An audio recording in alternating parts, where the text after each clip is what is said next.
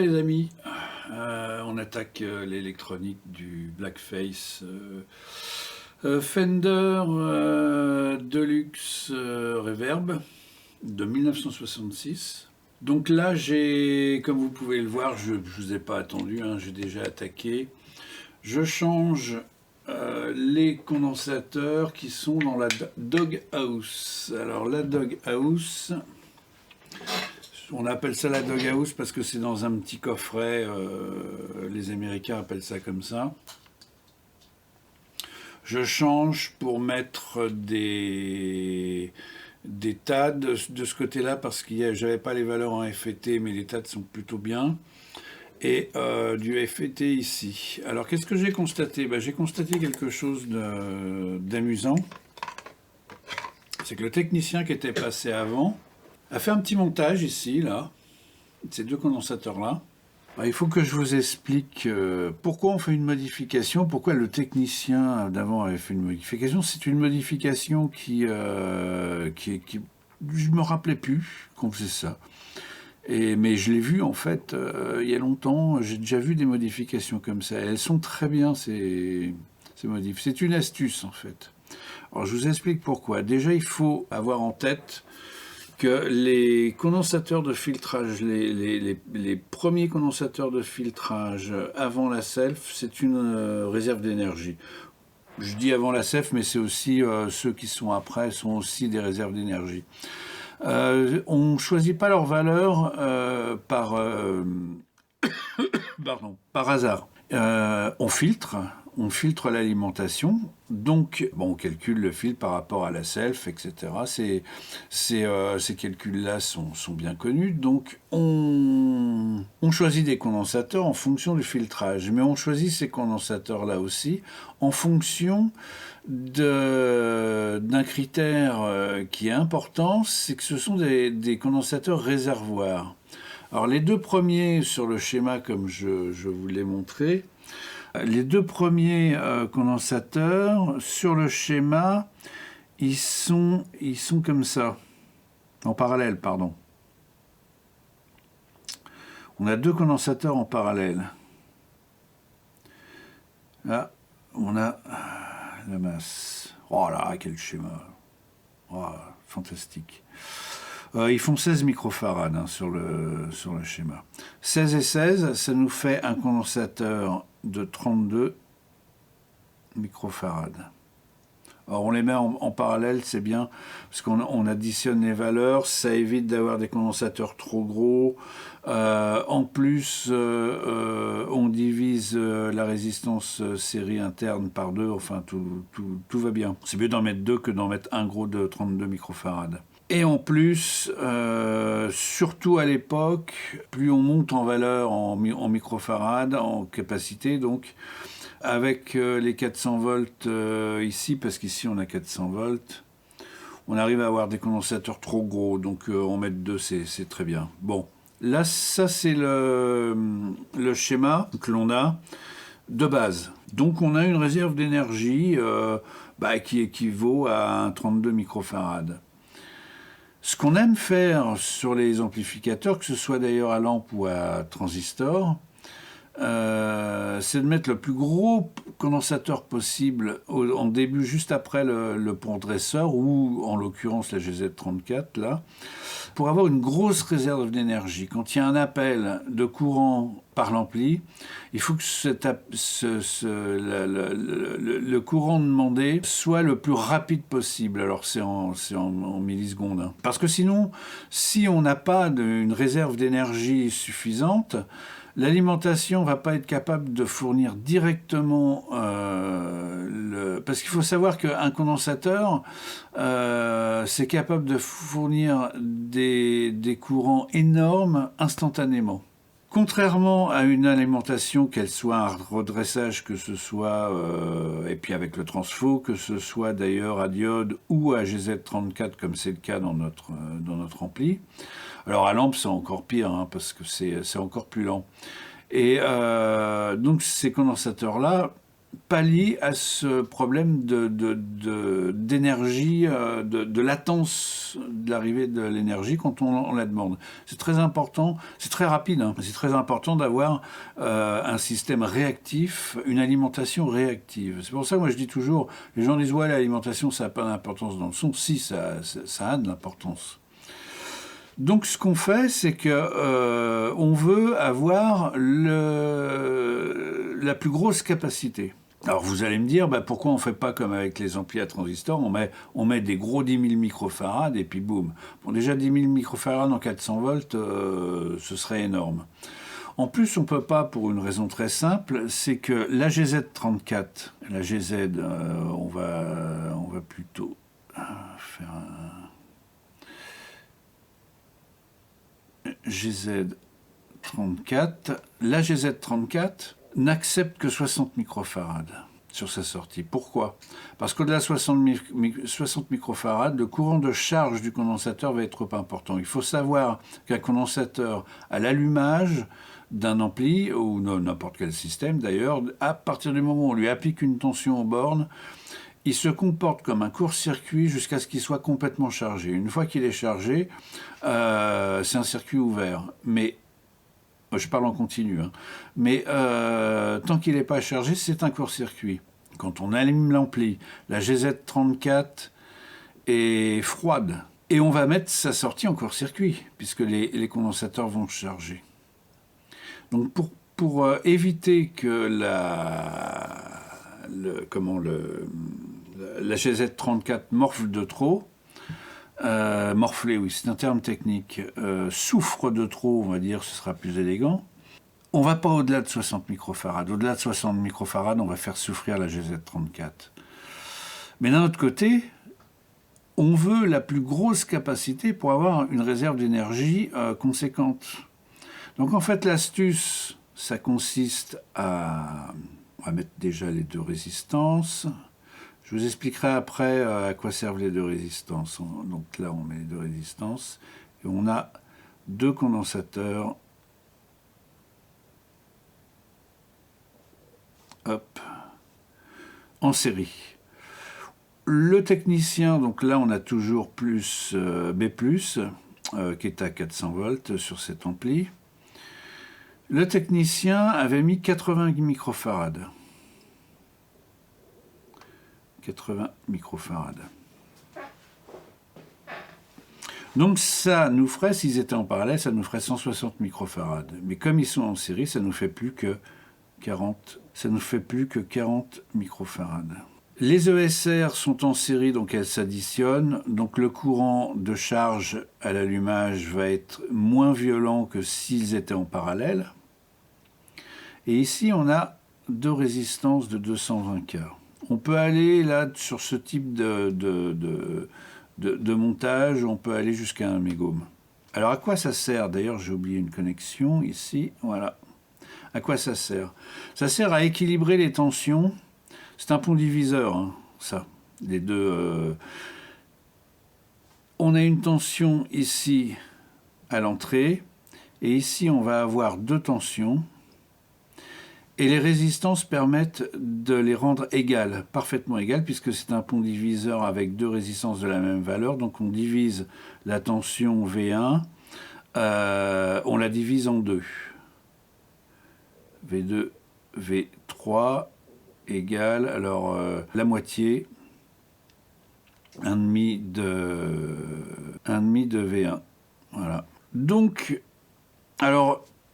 c'est pour que chaque condensateur voit exactement la même tension. Sinon, avec la dispersion des caractéristiques, on aurait un condensateur qui aurait à ses bornes une tension plus forte que l'autre, il fonctionnerait différemment et ça créerait un déséquilibre. Là, on a un système parfaitement équilibré grâce à ces deux résistances. Voilà le truc. Voilà l'astuce. Mais on a l'équivalent de 160 microfarads en termes d'énergie, si vous voulez. Les deux condensateurs, là, vont accumuler d'énergie et seront capables de la restituer beaucoup plus vite et mieux que si on avait que 32 microfarads ici avec 2 condensateurs en parallèle. Plus on augmente la valeur de la capacité de ces condensateurs de filtrage, et plus on a une réponse, plus on a une réserve d'énergie capable de répondre instantanément à un appel de courant. Voilà, le truc c'est ça.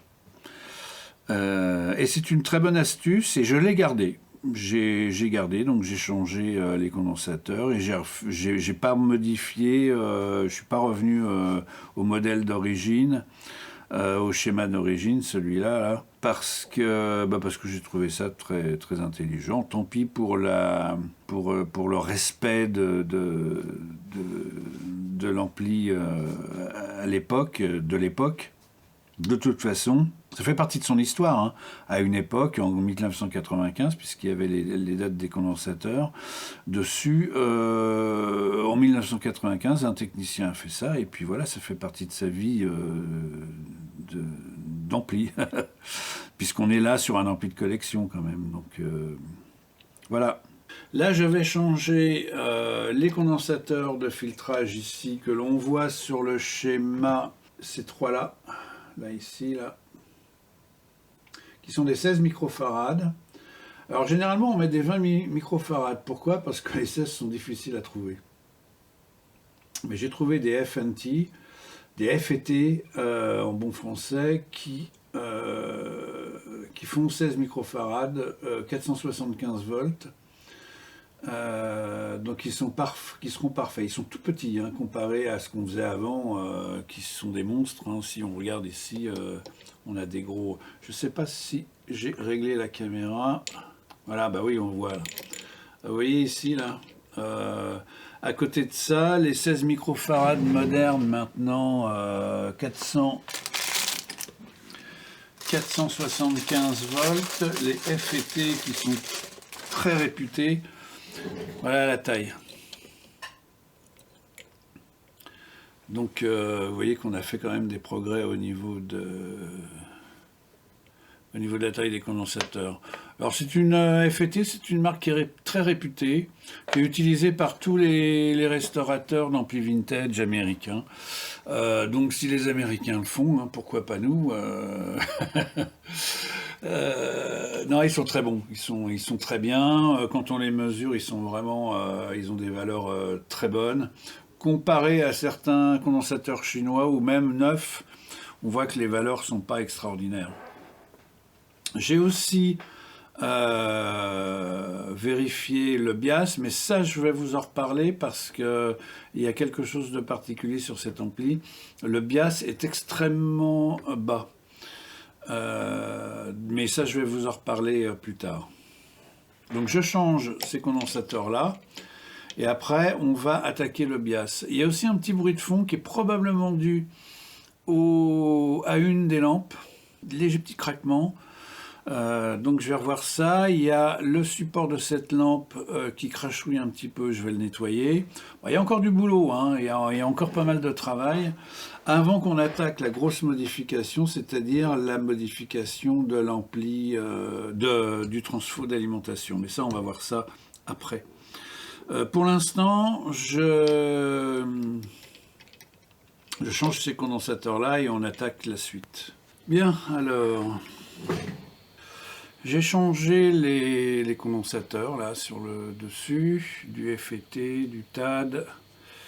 J'ai remarqué une chose, c'est que la résistance ici là, c'était une 22 kΩ, alors que sur le schéma c'est du 10K, et normalement c'est du 10K toujours, hein. Celle-ci c'était du 10K, il n'y a pas de problème, mais celle-ci c'était du 22K. Donc j'ai remis 2 10K et je les ai changés parce que les autres c'était des carbones qui avaient changé de valeur. Donc là j'ai mis de la bonne résistance couche métallique, bien plus costaud, donc 10K et 10K. Ça on est dans les clous. Et les condensateurs c'est des 105 degrés Celsius au lieu de 85 comme il y avait avant. Ça donne des condensateurs plus résistants à la chaleur et qui durent plus longtemps. Ensuite, j'ai fait le bias. Alors c'est très pénible de faire le bias ici parce que la tension secteur varie tout le temps. Là, si je vous montre, tout à l'heure, quand je faisais mes réglages de bias, j'étais à 200, presque 230 volts au secteur. Puis je me dis, tiens, bizarre, j'avais 420 volts à peu près de tension d'anode. Et puis là, je me dis, tiens, j'ai plus que 395. Ah, mais oui, mais le secteur est passé à 220. Et là, il est en train de descendre en plus. Il descend à 218,9. Alors, c'est le soir. À partir de là, il est quelle heure? Il est 5 heures. À partir de 5 heures, le secteur ici commence à se casser la figure. Donc, je vais faire un compromis. Il faut faire attention. Hein, c'est pas une science parfaitement exacte. Hein. Mais là, par exemple, en plus, j'ai un autre petit problème, mais ça, qui n'en est pas un, hein, quelque part. J'ai deux Electro-Voice 6V6EH. Il y en a une, elles sont un peu dépareillées. Il y en a une qui me donne pour la même tension d'anode, c'est-à-dire je compte 400 volts. Hein. Elle me donne 21 mA, alors que celle-ci, on regarde, celle-ci est à 26 mA, même un peu plus proche de 27, ça se balade un petit peu. Donc alors j'ai remonté le bias évidemment parce qu'on était très bas au départ, comme je vous avais dit tout à l'heure. Je vais peut-être faire un compromis en tenant compte de la tension secteur là qui est un peu basse et de la différence entre les deux lampes. Je vais peut-être me mettre, je vais pas peut-être, c'est même sûr. Je vais descendre là, je vais vous montrer. Ça se règle ici. Hein. Là. Je vais descendre le bias. On a un reflet, voilà. Je vais descendre le bias sur celle-ci au moins, parce qu'elle est un peu trop chaude. Je vais me mettre à, allez, 23. Comme ça, sur l'autre, on sera entre les deux, quoi. On sera... Je peux même me mettre à 21 sur celle-ci. Un chouille. Puis l'autre sera un peu plus basse, après tout elle durera plus longtemps, c'est pas plus mal comme... Je ne sais pas si elles étaient bien appairées dès le départ, hein, quand on prend un ampli comme ça en cours de route. On ne sait pas trop ce qui s'est passé avant. Allez, je la mets à 21. Voilà, 21. Et puis pour 418 volts. Alors vous voyez là, ah ben voilà, le secteur est remonté à 227. Ah ben tout de suite, ma tension de plaque est remontée à 418. Donc comme vous pouvez le voir, le réglage de bias c'est quand même quelque chose, c'est pas une science exacte, hein, parce que suivant que vous allez travailler le soir dans un théâtre où la tension est basse, ou chez vous la tension peut être plus haute, varie, etc. Bon bah le bias bouge. Hein. C'est pour ça souvent d'ailleurs que il y a des musiciens qui me disent ouais mais je comprends pas, au fur et à mesure que la journée passe, j'ai l'impression que mon ampli change, etc. J'ai déjà fait avec l'oscilloscope, avec une mémorisation, j'ai déjà fait des tests sur des amplis, un Dr Z entre autres, un musicien qui travaille 8 heures par jour, qui me disait mon ampli bouge, mais il ne savait pas si c'était psychologique ou si c'était son ampli qui bougeait vraiment. Donc moi j'ai un mode statistique là, avec mémorisation, donc j'ai regardé, j'ai fait tourner le truc à fond pendant 3 à 4 heures, pour voir ce qui se passait, il n'y avait quasiment pas de différence. Mais il faut quand même se méfier d'une chose qui est vachement importante, c'est la tension secteur. Vous avez vu comment elle balade, là, elle est à 224. Le secteur n'est pas... à beaucoup d'endroits, elle n'est pas... Je sais que le propriétaire de cet ampli-là est dans la semi-campagne, on va dire... et alors lui, ça se balade de 210 à 230, hein, carrément. D'ailleurs, il a un régulateur. C'est pour ça l'intérêt aussi des régulateurs dans les home studios, c'est vachement important. Il a un régulateur. La tension secteur descend tellement bas que son régulateur se met en défaut et lui donne un défaut de secteur. Donc c'est vraiment EDF, N10 ou je ne sais qui, parce que maintenant c'est plus. Il faudrait qu'il fasse gaffe quand même. Donc là ça marche, tout fonctionne plutôt pas mal. Je vais m'attaquer au trémolo là maintenant. Pour l'instant je suis content du résultat au niveau du bias, des lampes, etc. Tout va plutôt pas mal. J'ai un petit bruit de fond qui à mon avis est dû à une des lampes là. Peut-être d'ailleurs la déphaseuse. Je soupçonne la déphaseuse. Mais ça je regarderai ça en dernier. Bon, je retourne l'ampli et on va dépanner le trémolo qui ne fonctionne pas. Mais avant, on va tester les lampes.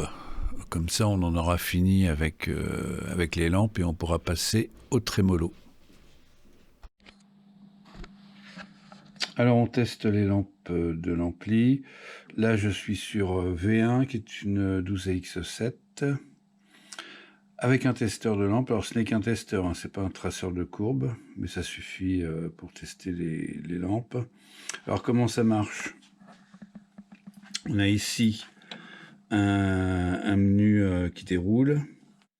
Donc on est sur 12AX7 là, et on règle tout simplement les leviers, c'est-à-dire que en A j'ai 9 ici, A 9, B8, C8 ici, là.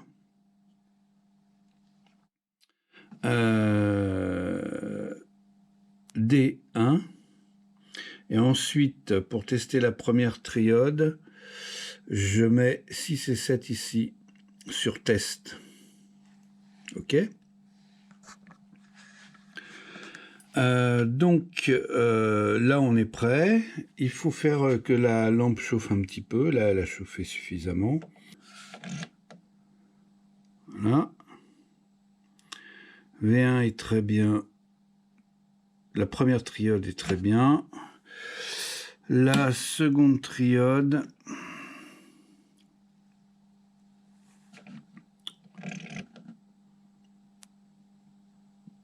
est très bien aussi. Donc c'est validé. Alors ce testeur, c'est un testeur qui vient du National Radio Institute. Attendez, je cherche. Oui, c'est ça. National Radio Institute, Washington, USA. Donc il fonctionne en 110 volts, donc je suis obligé de mettre un transfo pour le faire fonctionner en 110 volts. Je vous passe le test des 6 lampes de préampli parce que elles étaient toutes bonnes, hein, et c'est la même procédure, donc c'est pas la peine que je vous montre les 6. On passe aux lampes de puissance parce qu'il y a quelques petites choses à regarder. Il y en a une qui est un peu plus faible que l'autre, vous allez voir ça. Alors on passe aux lampes de puissance et là je remarque une chose. Regardez bien.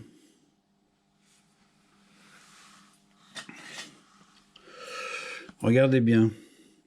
Celle-ci, là, le marquage, donc ce sont des Electro-Harmonix 6V6EH.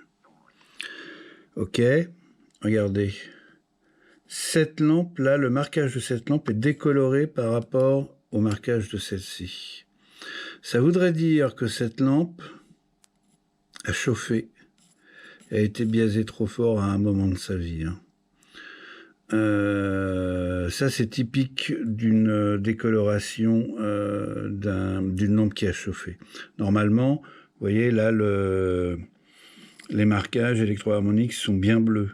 Là, on sent que ça a chauffé. Donc on va les tester toutes les deux, on va voir ce que ça donne. Alors on commence par la décolorer, on la laisse chauffer un petit peu, là elle chauffe, voyons voir.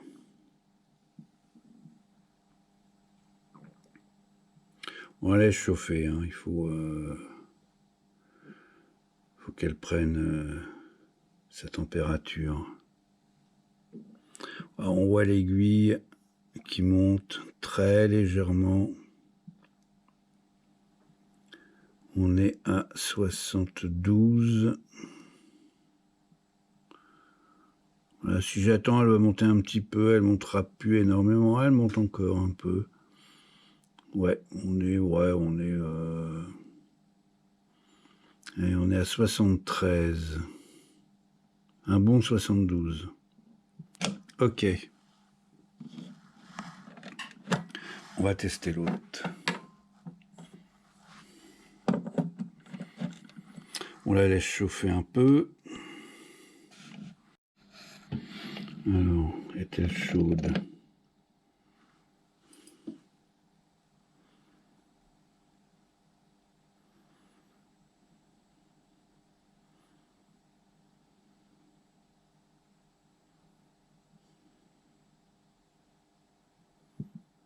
Donc celle-ci monte un peu plus que l'autre. Ça correspond à ce que j'ai constaté au bias. Il y en a une qui est un peu plus péchue que l'autre. Elles sont dépareillées. Elles sont pas énormément dépareillées. Donc moi je vais régler le bias de manière à ce que les deux soient à peu près, enfin que celle qui débite le plus ne souffre pas par rapport à l'autre. Donc je vais mettre par exemple à 70% sur celle qui débite le plus et l'autre sera à 60%.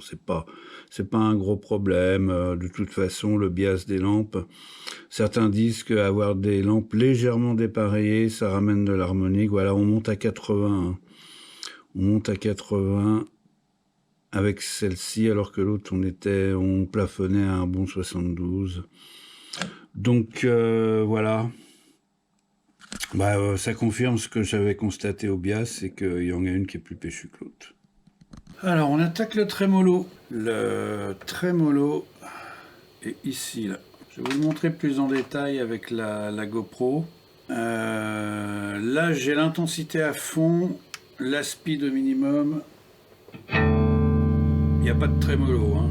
J'augmente la vitesse du trémolo, je suis à fond en intensité, il ne se passe rien. Qu'est-ce qu'on peut regarder? Alors on voit quelque chose, et je vais vous le montrer. On voit ici que le néon s'allume correctement. Vous voyez le néon ici? Là. Je baisse la vitesse. Vous voyez que le néon clignote moins vite que tout à l'heure. Qu'est-ce que ça veut dire? Ça veut dire que l'oscillateur marche. Hein, l'oscillateur fonctionne, là, il n'y a aucun problème. On peut régler d'ailleurs sa vitesse.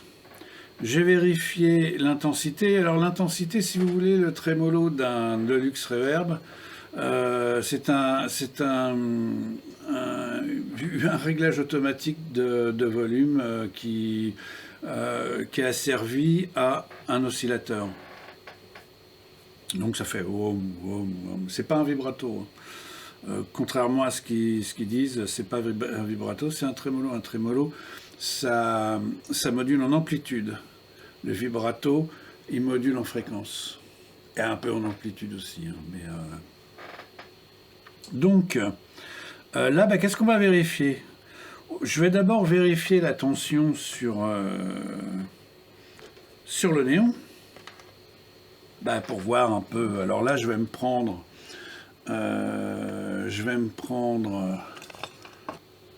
sur les deux pattes. Là, je suis en voltmètre. Hein. Tension continue.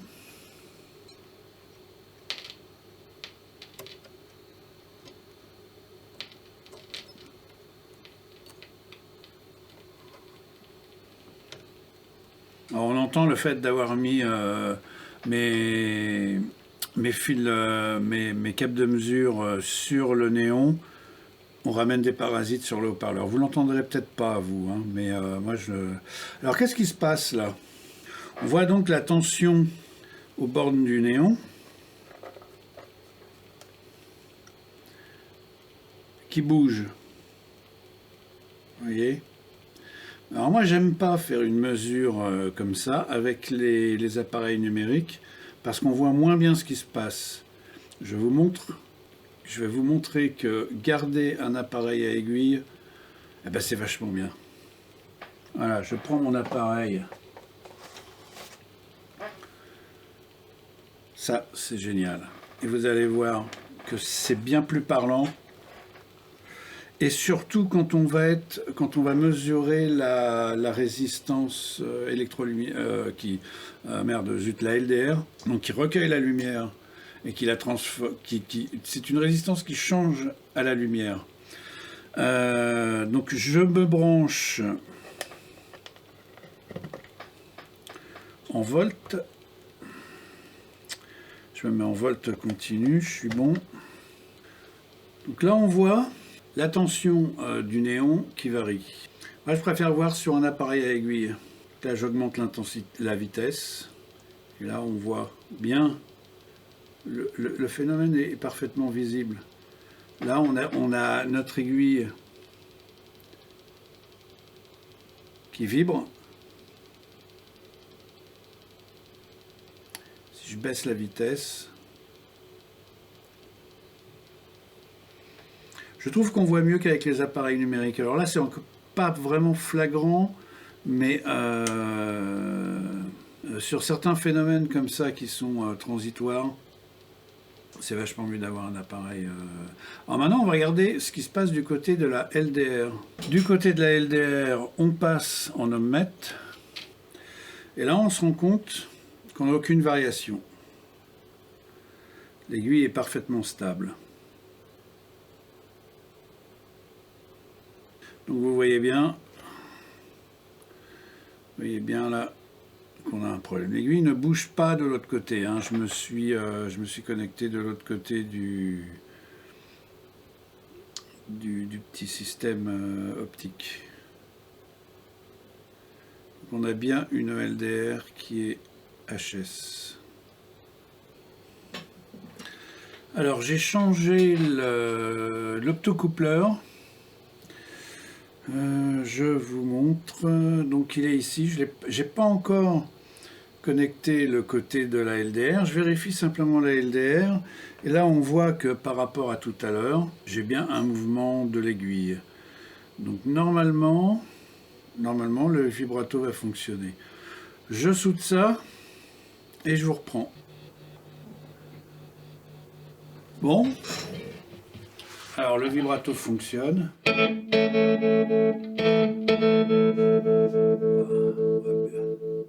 Laissez un peu le volume, il a la pêche. Hein. Ah, je suis intensité maximum. Hein.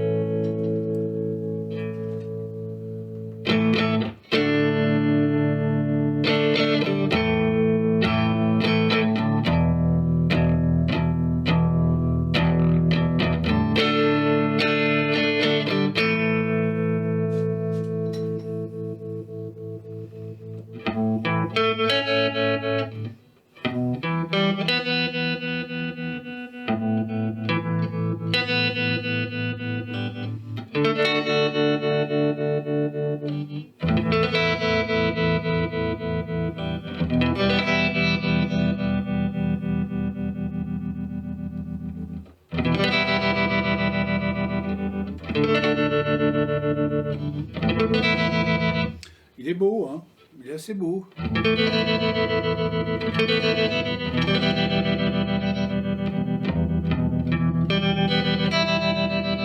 guitare n'est pas accordée, hein, comme d'hab.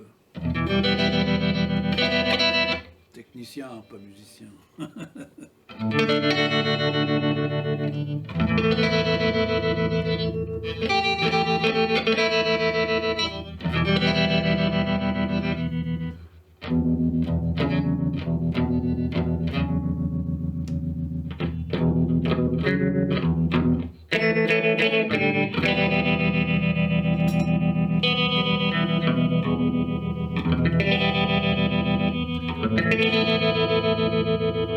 J'aime bien. Bon bah écoutez, ça fonctionne correctement. Donc sur cet ampli, on a changé tous les condensateurs de filtrage dans la doghouse. J'ai remis les résistances qui étaient... Alors, pourquoi, historiquement, quelqu'un a mis une 22K au lieu d'une 10K sur l'alimentation des étages de puissance, sur le B+. Je sais pas. Bon, moi j'ai tout remis dans l'ordre. Hein. On a vérifié, j'ai noté toutes les valeurs des condensateurs, surtout les bleus, qui sont encore étonnamment bons. Tous ceux-là qui sont d'origine, hein, qui sont étonnamment bons, donc je ne les change pas. Je les change pas parce que ils font partie du son de l'ampli. On a réglé les bias, nettoyé les potentiomètres qui crachaient. J'ai encore un petit nettoyage des supports de lampe à faire. Et je crois que demain, ce sera la dernière partie, et puis après je ferai un test de l'ampli. Demain, je vais m'attaquer au transfo, au changement du transfo d'alimentation pour le passer en modèle export. Montage de la plaque arrière. Remise en état du cordon secteur, nettoyage de la rouille qu'il y a ici un peu partout, et puis je crois qu'on va être bon après, hein, parce que là il est vraiment bien, il est pas mal, il est vraiment bien, il n'y a pas de bruit de fond, là je suis en train d'écouter, vous ne voyez pas, je suis en train d'écouter, j'ai une oreille de l'autre côté. Le haut-parleur et je l'ai mis de l'autre côté pour pas être encombré ici. C'est parfait. La guitare avec le volume à 0.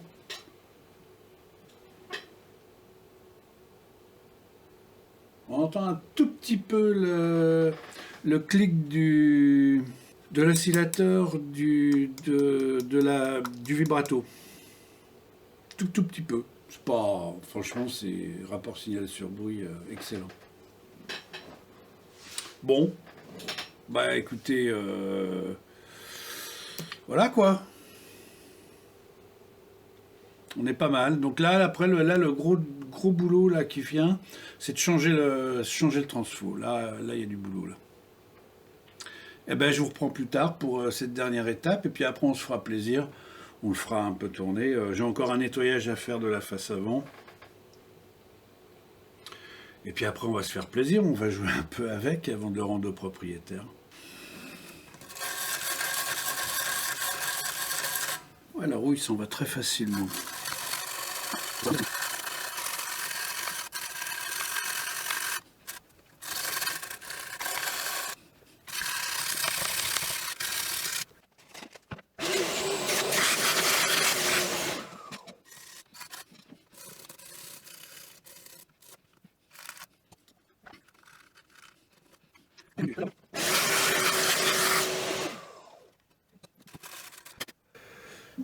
C'est sur ce genre de détails qu'on passe un temps fou.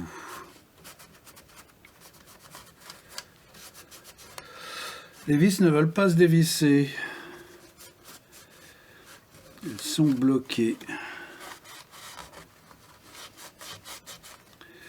J'ai mis un petit peu de WD-40. J'espère que ça va aider.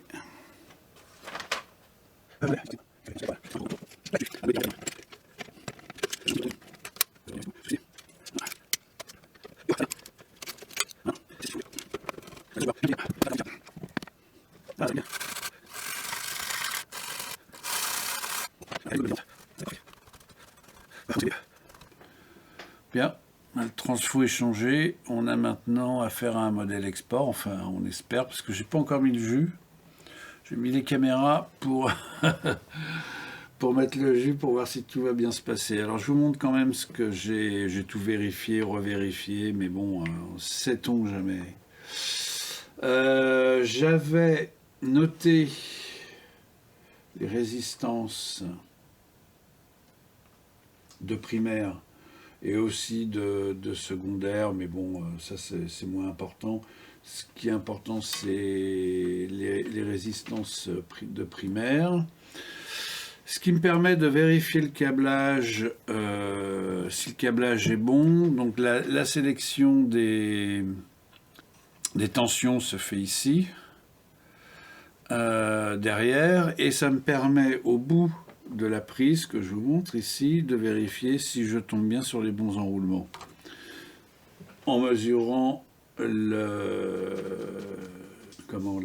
résistance que j'ai déjà mesurée avant. Donc voilà, donc je suis à peu près sûr que c'est bon. Par mesure de précaution, j'ai enlevé toutes les lampes. Et puis je vois pas d'autre chose à faire. Je vais connecter un voltmètre sur la tension continue qui doit être à peu près dans les 400-450 volts, ça dépend du secteur. Le secteur est un peu remonté là aujourd'hui.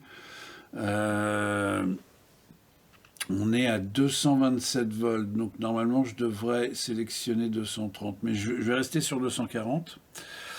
Je vais connecter un voltmètre ici, comme ça je verrai tout de suite si la bonne tension arrive. Et j'aurai aussi les 6 volts des filaments des lampes. C'est le même 6 volts qu'on a ici, donc je verrai tout de suite si ça s'allume ici. Je vous fais ça en direct, sans filet. Alors, bon. Donc là, je suis bon. On va se mettre là-dessus.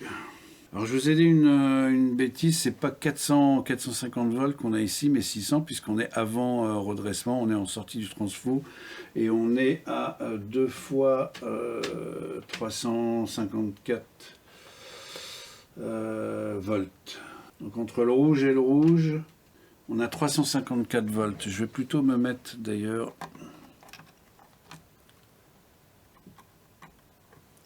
ici et ici, voilà. Parce que les jaunes, c'est 5 volts filament de la lampe, je me suis trompé. Donc là, on est bien. Donc normalement, on doit avoir quasiment 700 volts, hein. Pas loin. Combien j'ai dit? Ouais. Bon, bah, je branche. Ah bah, c'était déjà allumé. Alors, j'ai bien mes 5 volts ici. Je suis sur 750, je suis bien isolé, oui.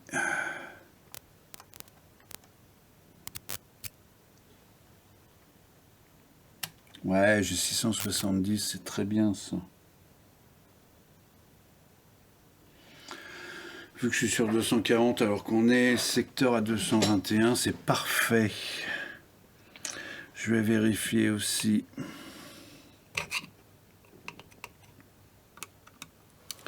Ici. Ouais, 47 volts, c'est bas, mais c'est pareil, c'est parce que je suis sur 240. Je vais me mettre... Tiens, je me mets sur 230. Ouais, j'ai mes 50 volts, nickel. C'est parfait. C'est parfait, j'ai toutes mes tensions. Donc c'est très bien. On va regarder,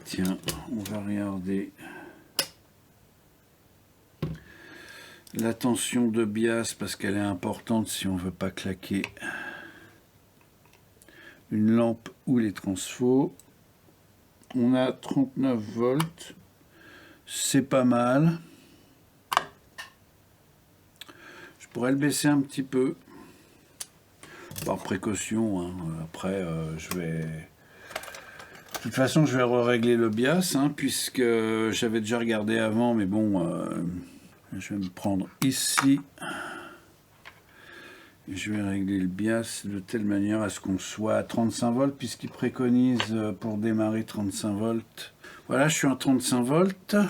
Comme ça, on risque pas de...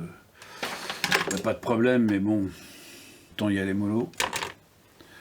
Voilà, bah écoutez, là on est bon, donc je vais remettre toutes les lampes et puis après on va s'amuser avec parce qu'il ne reste plus grand chose à faire dessus. Je vais faire un petit point avec vous pour la fin, quoi. J'ai nettoyé tous les boutons, toute la face avant. J'ai démonté tous les boutons, je les ai lavés. Je les ai lavés avec un petit détergent et puis une brosse à dents.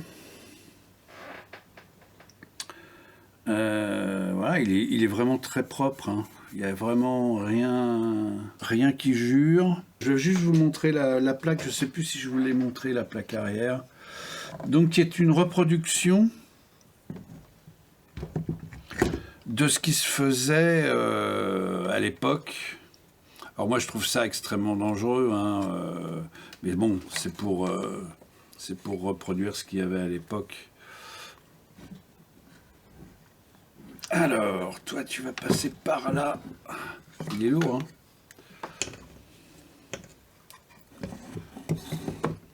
Voilà, je vais vous montrer ça avec la GoPro. Voilà, donc c'est une petite plaque comme ça. Bon, là, elle est à l'envers. C'est une petite plaque comme ça. Donc là, on est sur 230. Alors, il y a deux positions qui ne sont pas utilisées, 210, 200, parce que c'est pas disponible sur le transfo. Voilà, donc là, on est à 230. Le secteur, là, est pile poil à 230. Donc, on est bon. Moi, je préconise quand même de se mettre à 240 tout le temps, comme ça, on est tranquille. Parce que le secteur varie énormément et on ne sait jamais ce qu'on a. N10 ou EDF, c'est EDF plutôt, je sais rien. Ils se baladent beaucoup, c'est pas... Le secteur est pas terrible. Il était bien mieux avant. Il était bien mieux avant. Donc il faut se méfier avec le secteur, hein. 240 c'est bien, comme ça on est, même si on n'a pas les tensions nécessaires. Bon, moi je vais quand même le biaiser à 230 parce que je veux que ça corresponde à quelque chose. Mais tiens, je ne vous ai pas montré. Bon, là j'ai... Donc avant de refermer le doghouse, bon, bah, je vous montre, hein, j'ai changé donc les deux résistances ici. J'ai changé tous les condensateurs. Et j'ai mis la date pour que le prochain technicien, dans 20 ans, il sache à quelle date ont été changés les condensateurs, pour savoir s'il faut qu'il change, les change ou pas. Voilà, voilà.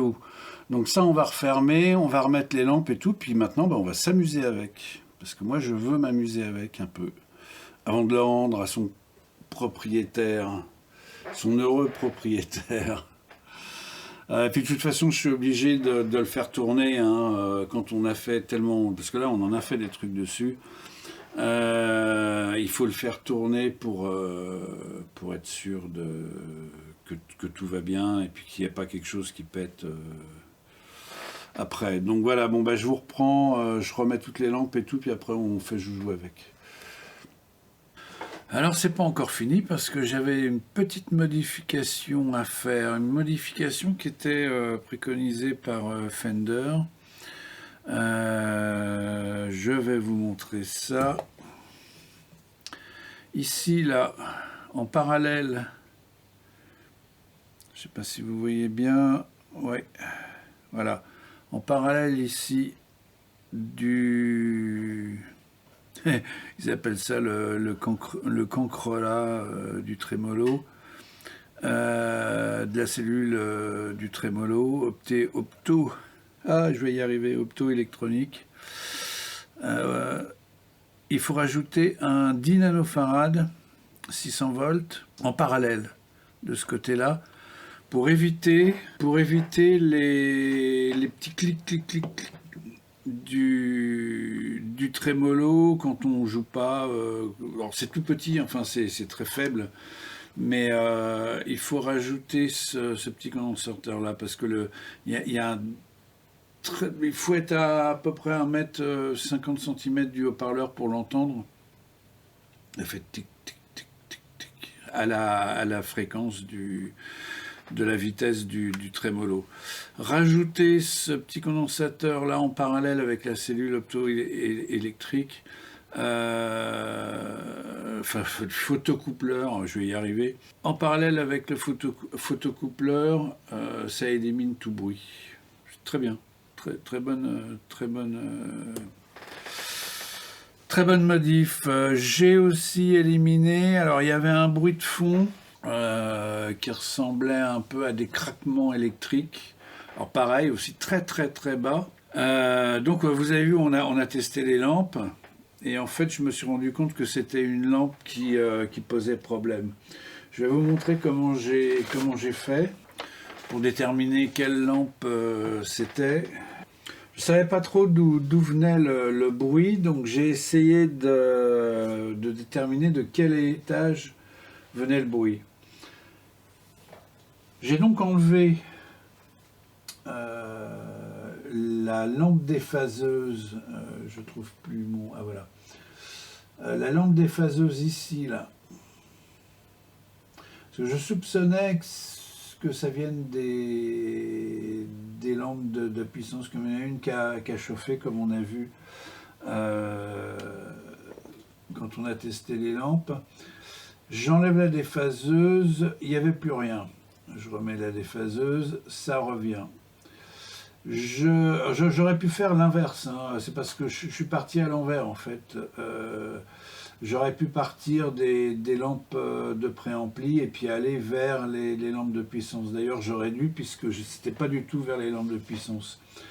J'ai enlevé tout ce qui concernait reverb, trémolo, bien que ce ne soit pas vraiment nécessaire puisqu'il y a des boutons de volume. Ici, donc volume au minimum pour la reverb et pour le trémolo. Normalement, il n'aurait pas dû y avoir de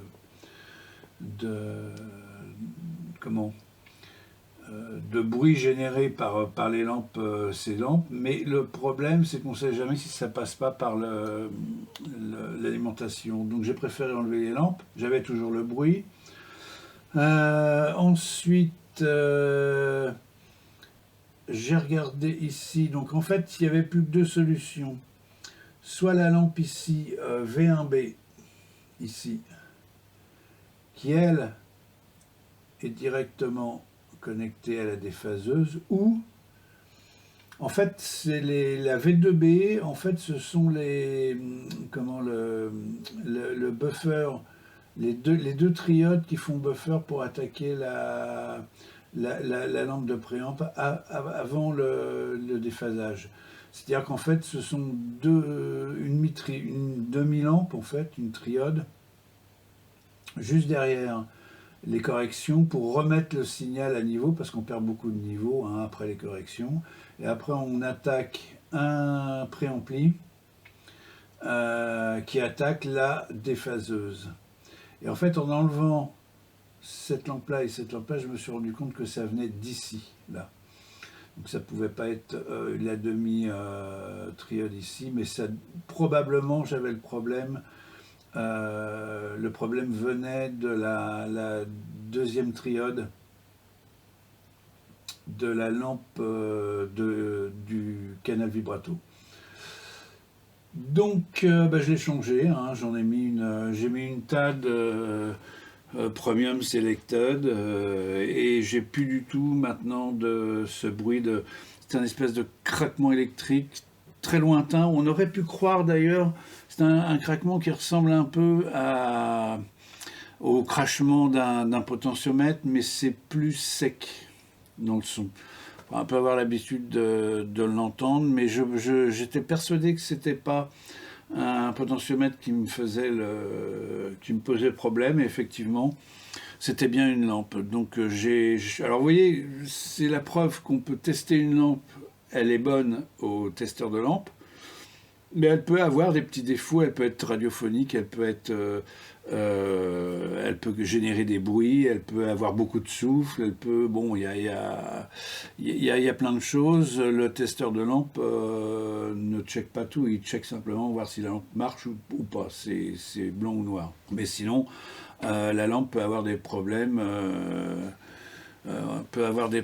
qu'on ne détecte pas au testeur de lampe, hein, c'est normal. Voilà, donc là je crois qu'on a fait le tour. C'est même pas je crois, je suis sûr qu'on a fait le tour. Donc je vous ai montré, je crois que je vous ai tout montré. On peut refaire un tour peut-être. Donc je laisse, tous les condensateurs bleus. Ils ne posent pas de problème. Là, l'ampli fonctionne parfaitement bien. Le transfo que vous ne voyez pas là a été changé. Voilà, donc le transfo a été changé. Maintenant, on a un modèle export avec le switch que je vous ai montré. Je ne fais pas d'autres modifications. Le ground est complètement débranché ici, le switch de ground, parce que c'est interdit de couper la terre sur le châssis, c'est trop dangereux. Qu'est-ce qu'il y a d'autre? Je laisse la sortie DI, parce que de toute façon la deuxième sortie HP c'est une sortie parallèle, en parallèle sur la sortie principale. Si on veut mettre un HP externe, ben on n'a qu'à enlever l'HP interne et mettre... je veux dire, ça a été bien fait, la sortie DI, donc je vois pas de raison de modifier ça. Bon, à part si on veut, on peut toujours le refaire, c'est pas un big deal. Les potentiomètres ne crachent plus, à part le potentiomètre de volume. Je ne sais pas si vous entendez, c'est quand même très peu. Il crachouille un tout petit peu à 0, enfin à 1 en fait. Voilà, ici, là. Et encore pas à tous les coups.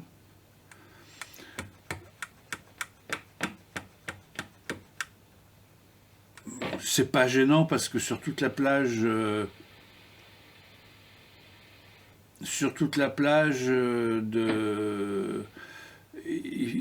il crache pas, sinon tous les autres potentiomètres sont bons.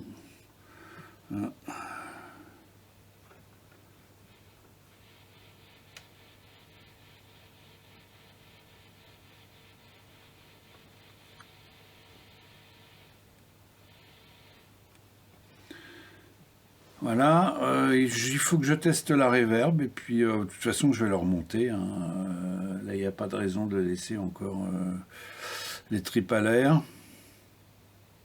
Donc voilà. Ben, je vous reprendrai peut-être. On va peut-être faire une démo avec le propriétaire. Il y a quelque chose qui se prépare. Je vous dirai ça plus tard.